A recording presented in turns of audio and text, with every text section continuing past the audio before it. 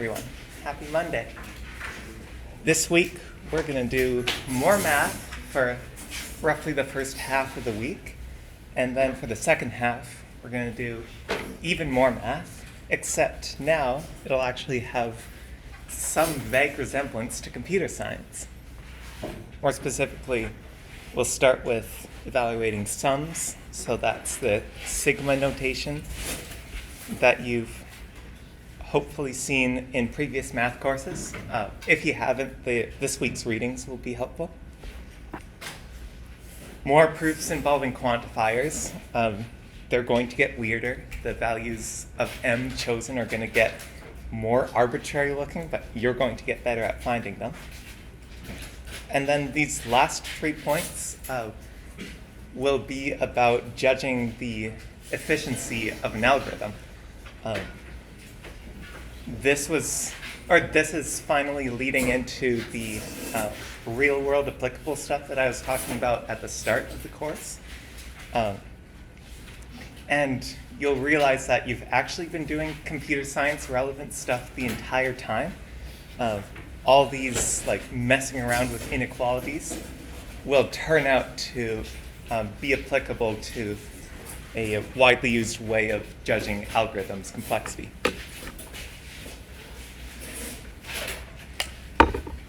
I'm going to post assignment 1 on Wednesday, as well as some practice problems for doing proofs with quantifiers. I also wanted to show that on the UM Learn page, I uploaded a new batch of readings. I apologize for waiting till this morning to do so. Ideally, I would upload the following week's readings on Friday, so you can look at them over the weekend. But I think that won't hurt us too much for this lecture, because it'll cover logarithms and summations, both of which should be a bit familiar. I've also uploaded the week 2 slides. So let's get right into it. So first off, there's some warm-up questions about logarithms. They're somewhat weirdly placed. We're not going to talk about logarithms again for a while, but hey, they're in the slides.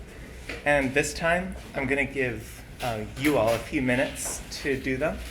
I'll do a timer for 5 minutes. It may or may not be enough time to do all of these, but it'll definitely be enough time to really get you thinking about logarithms. So it'll start once I start.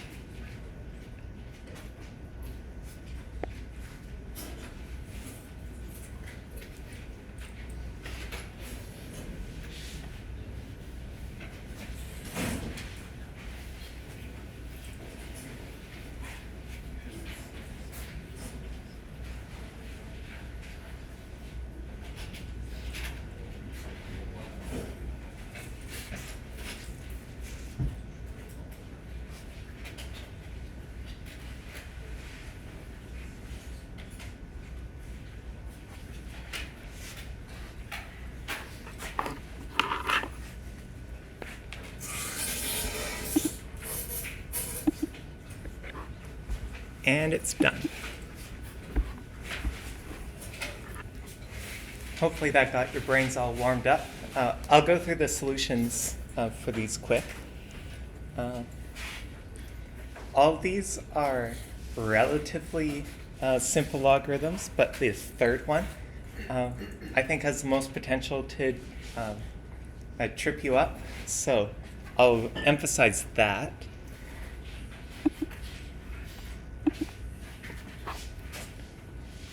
Log base 81 of 27. What do you raise 81 to the power to, or to the power of, to get 27? At first glance, no clue. But you could just mess around with the numbers a bit, trying to apply some sequence of exponents to 81 to eventually get to 27. So I know 81 and 27 are both multiples of 9, so that might be helpful. I'll take the square root of it, which is equal to raising it to the power of 1/2. And then we get 9. Better. I can't raise 9 to the power of any integer to get 27, but I know that 3 cubed is 27. And that 9 is 3 squared. So keep going. 9, take the square root of that to get 3.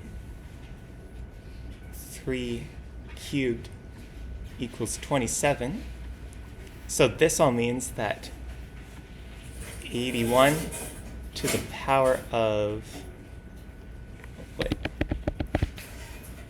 1/2 to the power of 1/2, because we got 9 and then 3, to the power of 3 equals 27. Because of how exponents work, this is equal to 81 to the power of 1/2 times 1/2 times 3 equals 81 to the power of 3/4. Therefore, log base 81 of 27 is 3/4.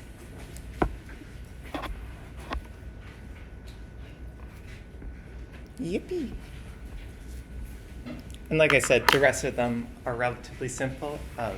They all follow from exponents that you could maybe guess. This first one you could probably brute force using a calculator.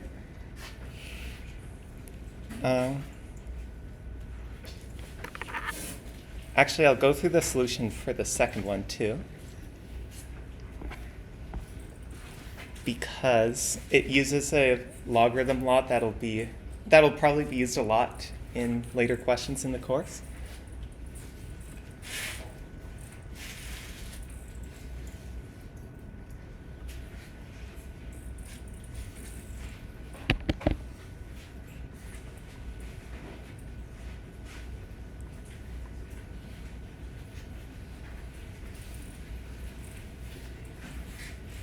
So this is using fractions and nth roots again.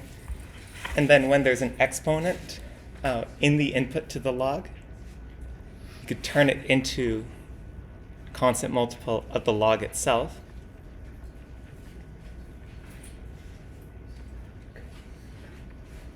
And from there we know that the square root of 4 is 2, so we can raise 4 to the power of 1/2 to get 2. So this log equals 1/2.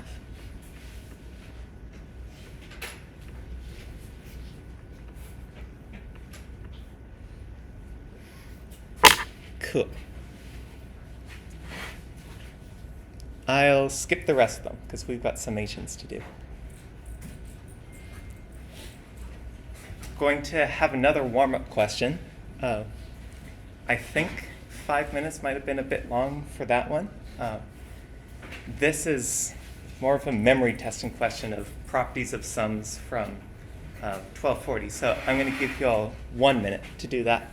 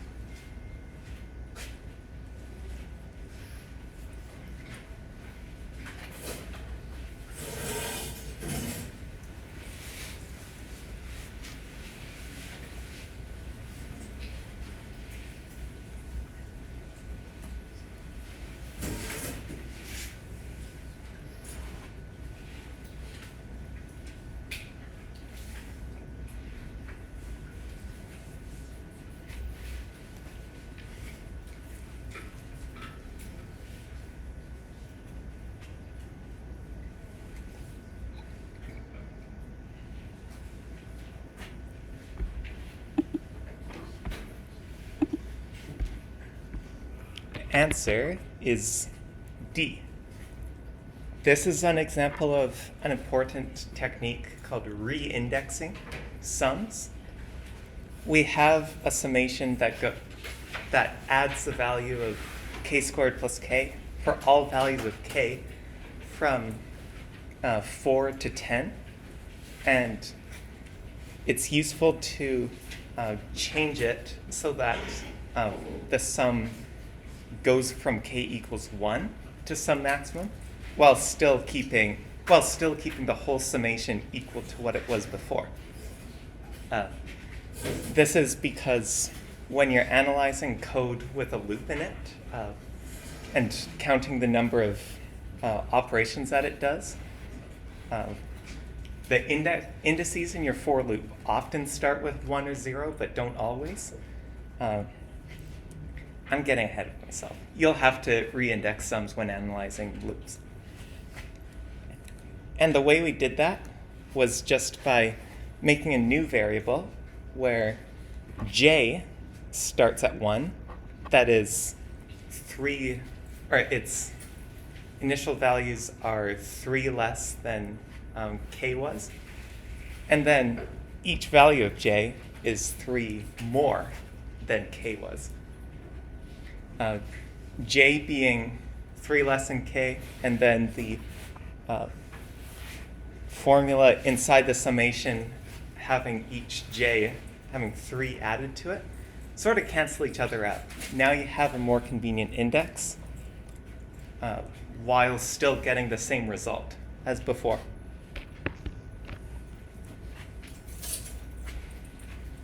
Now I'll go through this example. This will be the familiar flow of me just doing a bunch of questions and then the concepts are actually introduced in the readings. For the record, the class will continue like this for a couple weeks. But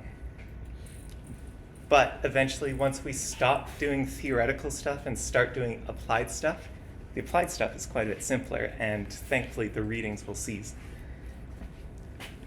So let's see.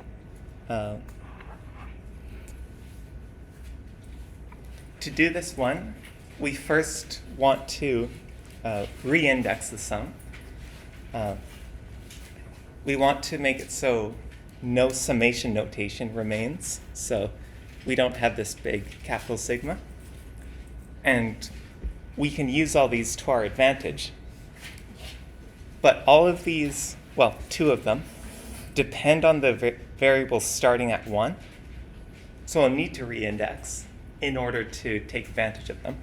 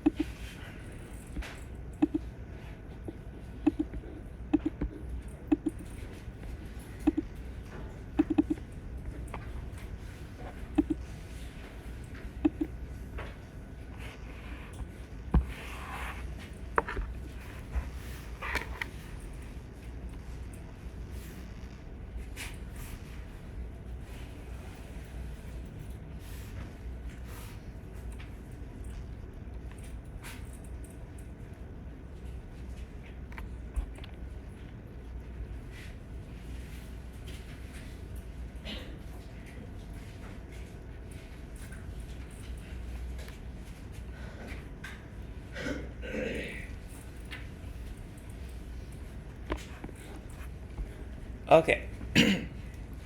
Before we reindex, actually, although you can reindex first if you want to, the order of steps doesn't really matter. We're going to split this up. As shown in the readings, and again, hopefully previous math classes, you could split up a summation on any of its terms. So that means that we can express this sum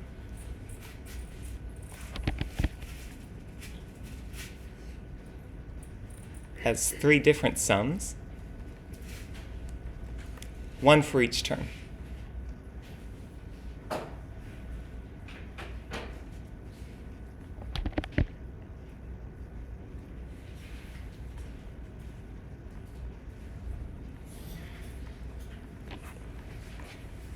One more thing before reindexing is that I'm going to drag these constant multiples outside of the sums.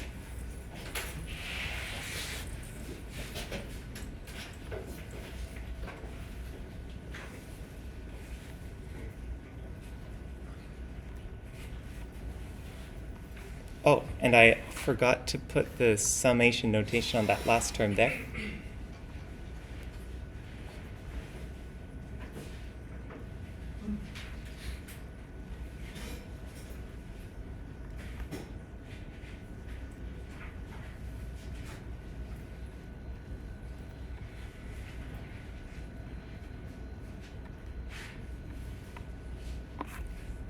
And for this last one, there's no multiple to bring out because it's just one.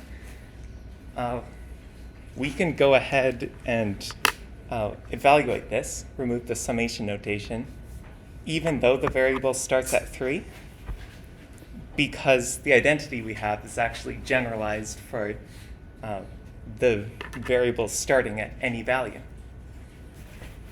So we could turn that into n minus b plus 1. That can obviously be simplified a bit more, but we'll leave that till later.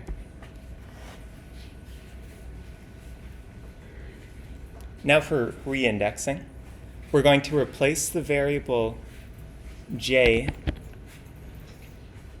with a new one, k, that starts at 1.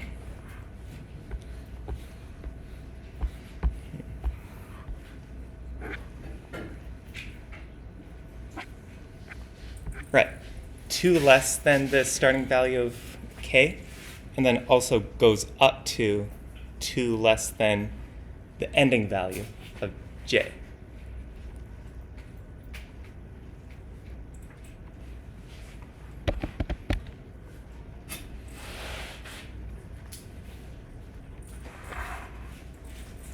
Same thing for the second sum.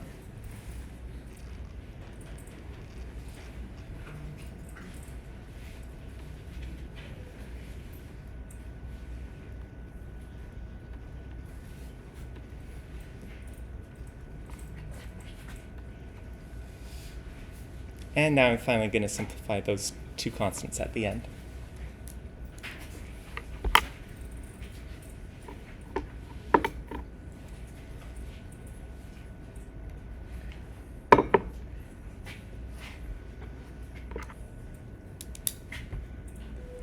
So now what to do with this first term, k plus 2, all that squared. I could evaluate that polynomial, get something like k squared times plus 4k plus 4, I think. That would kind of bring us right back where we started, and we'd be expanding and splitting summations forever, or at least for a long time. So instead, since the whole thing is wrapped up in this exponent, we could just use this identity anyway, just with n, wait, or maybe not, hold on. I think we're going to have to do this a complicated way.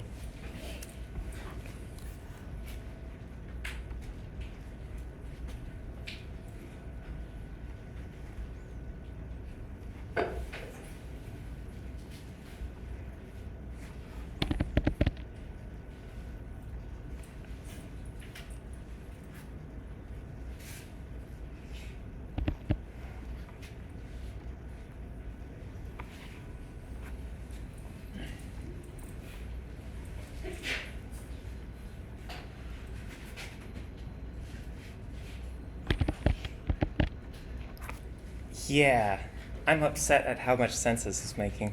There's no shortcut to this. We have to expand the polynomial and then evaluate other sums for k squared, 4k, and 4. Thankfully, it'll stop there because there won't be any more polynomials to evaluate. We'll be able to use our identity for k squared and then also for k with this 4 dragged out.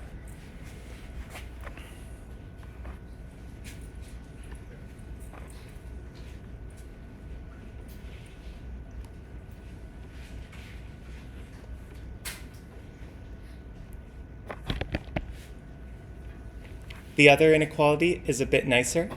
We can split this up by terms again.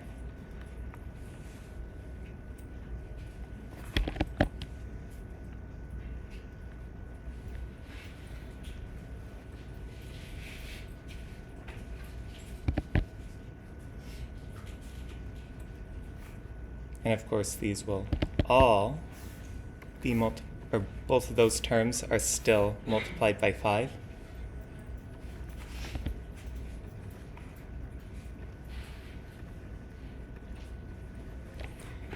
Okay, how many times will I have to write that summation symbol? I think I'm going to go until I run out of space and then just show off the solution because these are valuable for the sake of showing you how these math mechanics work, not for making you watch me do algebra. So I probably won't arrive at the exact solution, but you'll still get to see me manipulate sums in a way that's hopefully useful. So now we're going to split this polynomial, or the summation of this polynomial, by its terms.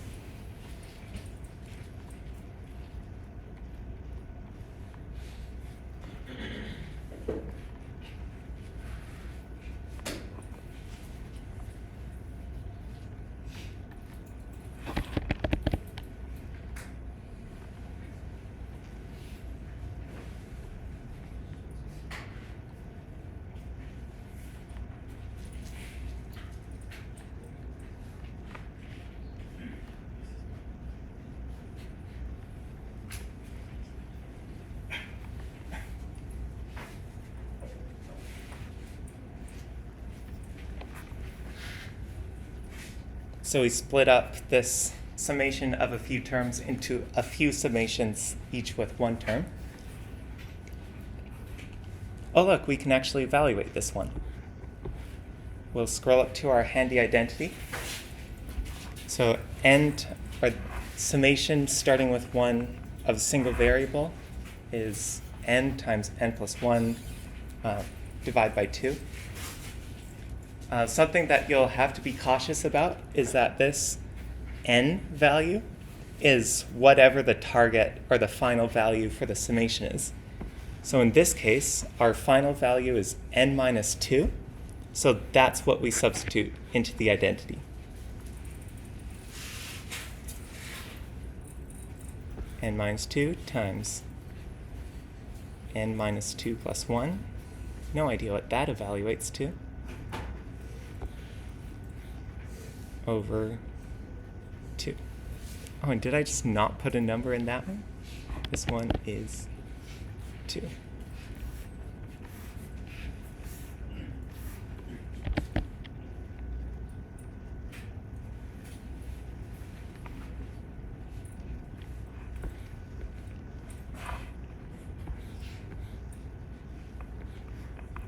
And then we can't evaluate this one quite yet. Gotta bring the constant to the outside of it.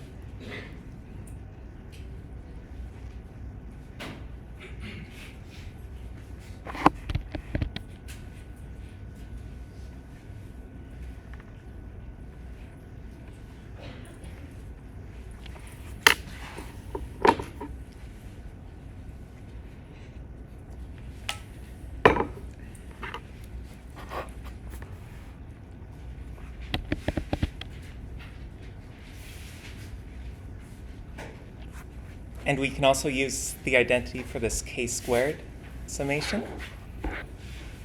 As with before, we have to substitute our final value of n minus 2 where n was on the identity.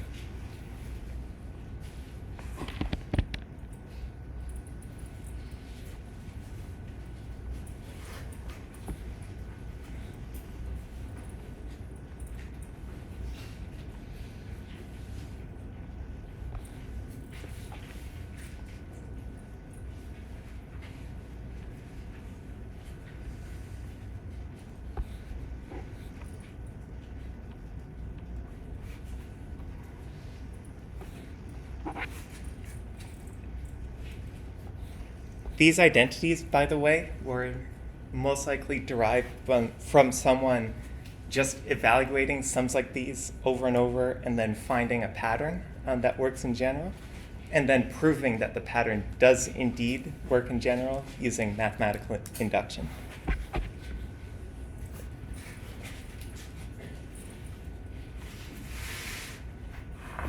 Okay, this one, I have to move a constant outside of it.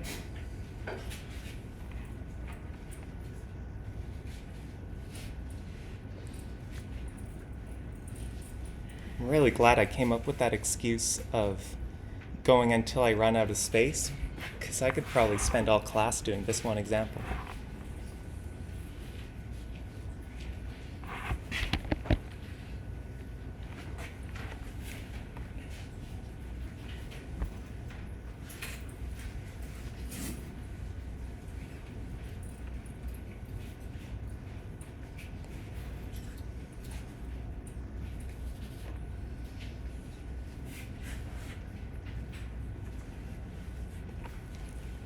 As a general rule in the class, once you simplify a sum to the point that there's no more summation notation, you don't have to simplify any further. I'm going to turn this minus 2 plus 1 into a minus 1 because that's super easy. And I recommend you do 2 in similar situations, but no need to evaluate this polynomial or change the fraction into some more aesthetically pleasing form. Once the summation is gone, you're good.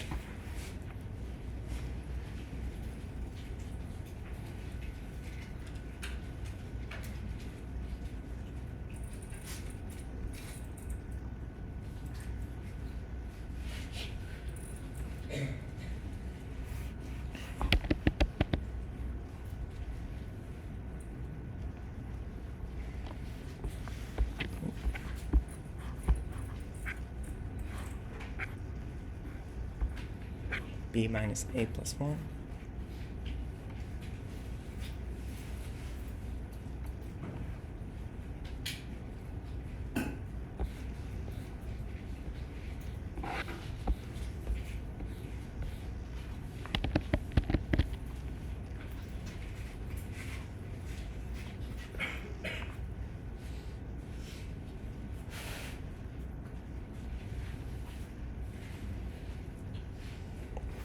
Okay, run out of room, finally.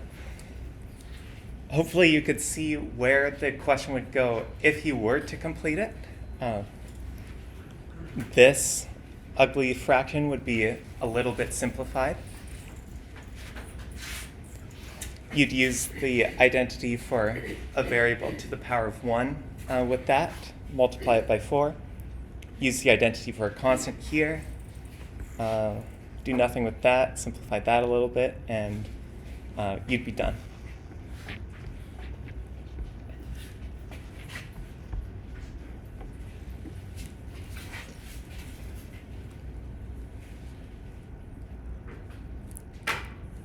Looks like I should have reindexed first. Good to know. Anyway, there's another solution that is a bit sneakier. You can do something similar to reindexing, but just instead of going from 3 to n, evaluate the whole thing from 1 to n, and then subtract the whole thing from 1 to 2.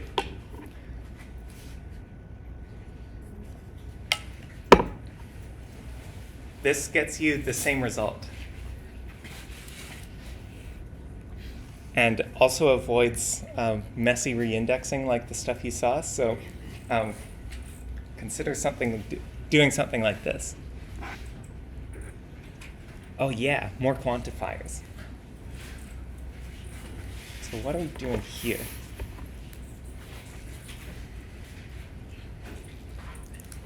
This is our first example of another trick for proving statements with quantifiers, which I promise are algorithm analysis techniques in disguise.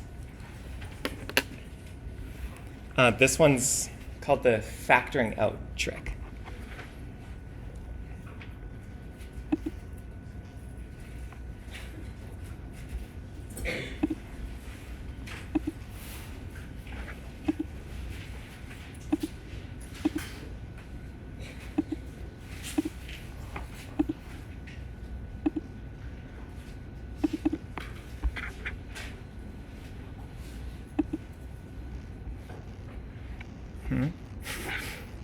Did not include the page I added? Jeez.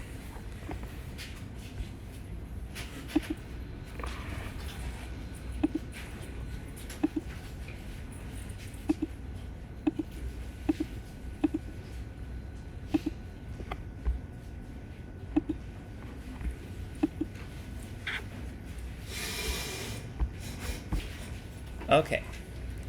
As with last week, there is a solution right here, but looking at just the solution, the thing you would hand in, may not be very helpful in understanding how the problem was solved and how you might do similar ones yourself.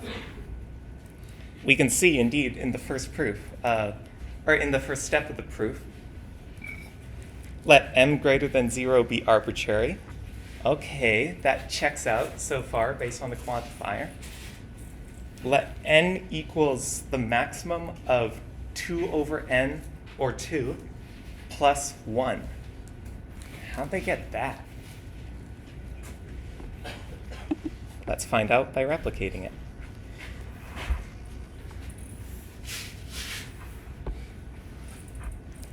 So as with the rough work from last week, we would start with the inequality that we want to prove, mess with it until we find a specific value for any existentially quantified variables that make the inequality work, and then prove that the value we found from messing around and assuming the thing we need to prove actually does work and proves that the inequality is true.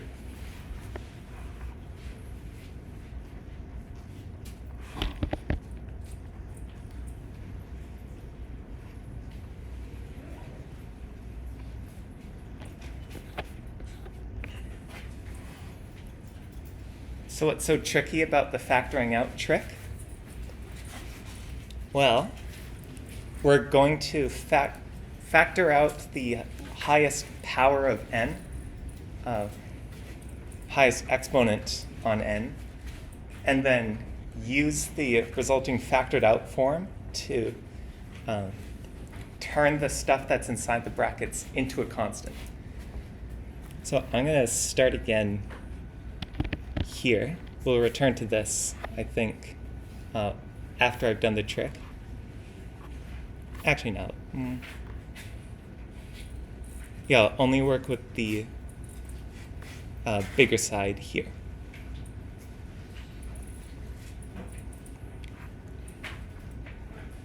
And also remember from last week, our goal with this trick and similar ones is that we want to make this complicated side 2 entire terms. Who knows how to work with 2 terms? We want to make it simpler so that it can be compared with the other side.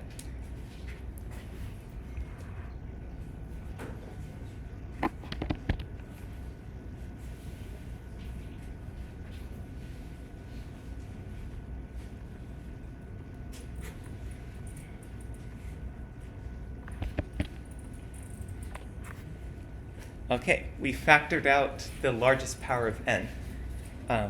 N squared turned to 1, and 1 turned into 1 divided by n squared.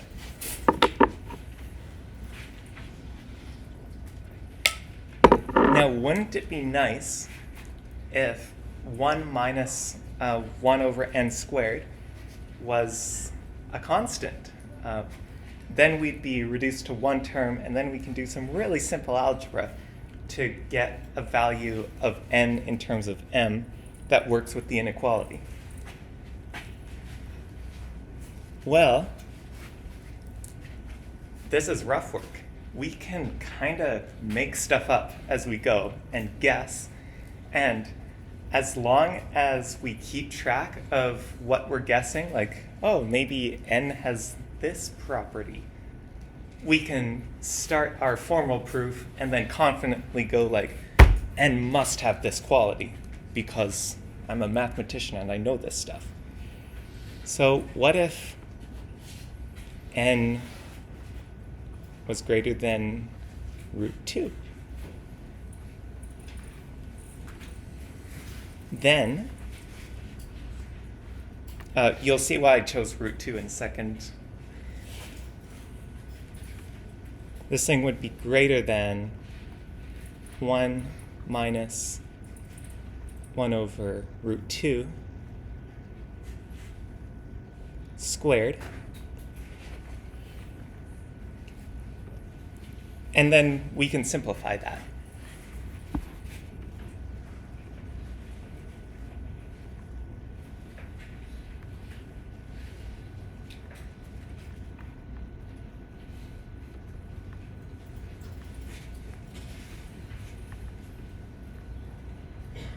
Boom.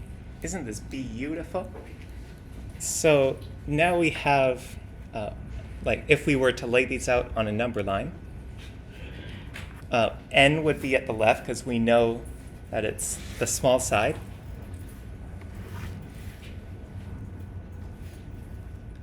M times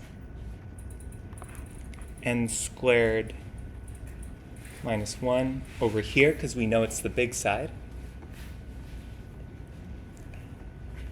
And then the expression we just got, 1 over 2 mn squared, is definitely less than our original big side, but we don't know how to compare it yet to the small side. Wait, might have made a mistake with the directions of inequalities. Let me look at this for a moment.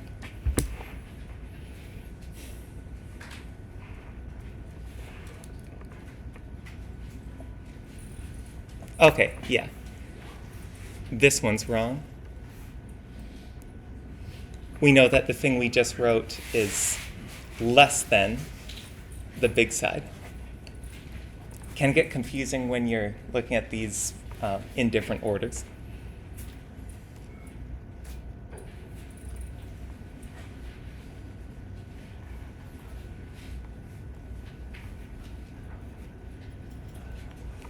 So hopefully that illustration illustrates it. We know for sure that this new expression is definitely less than this one, but we don't know where it is in relation to this one.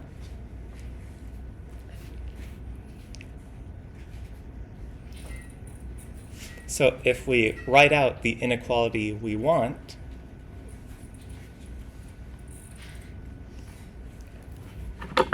we can find a value of n that will hopefully make it work. And because we did some weird algebra back there, we can work with this really easily. Let's just divide both sides by n. Wait. Yeah.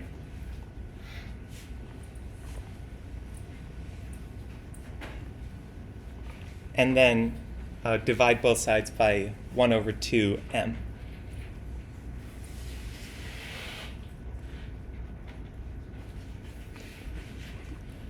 Flip this over for notational convenience. And that's basically the rough work that would go into this question. We have a bound here and a bound there.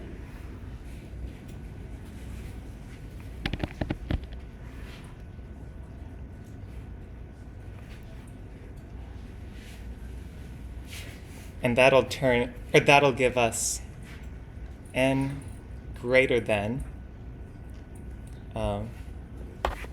n is greater than root 2 and n is greater than 2 over m. We don't know how those compare to each other because m is a variable, but we can easily make both of them true by just using the max function.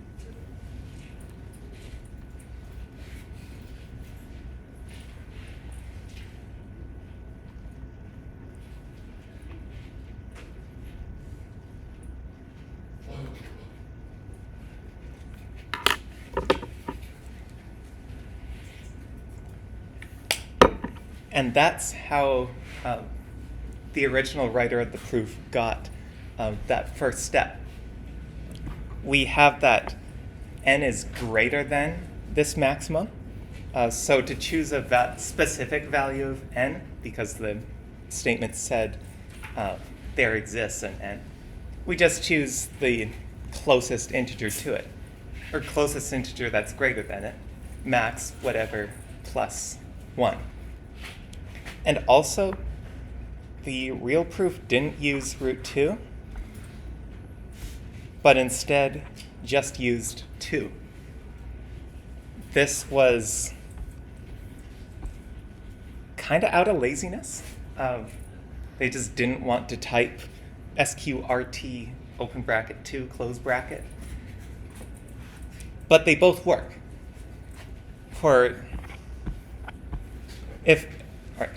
What am I saying? If we guessed that n was greater than 2, it would also be greater than square root of 2.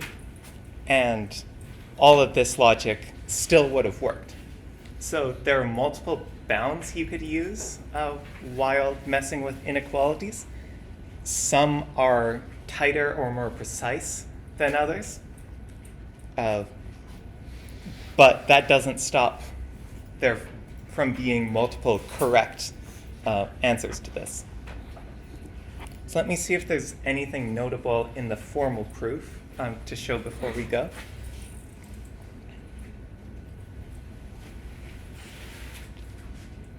Kinda. I just wanted to highlight that this formal proof is essentially going through our informal rough work backwards. So therefore, 1 over n squared is less than 1 over 2. That's the thing we did here. Definition of n implies that it's greater than 2 over m, and so that inequality holds. That's equivalent to what we did right here. And then, in a blazing display of logic, they took one side of the inequality and manipulated the inequality to get to the other side, as needed. So that'll be all for today. I'll post an assignment next Wednesday, and let me know if you have any questions.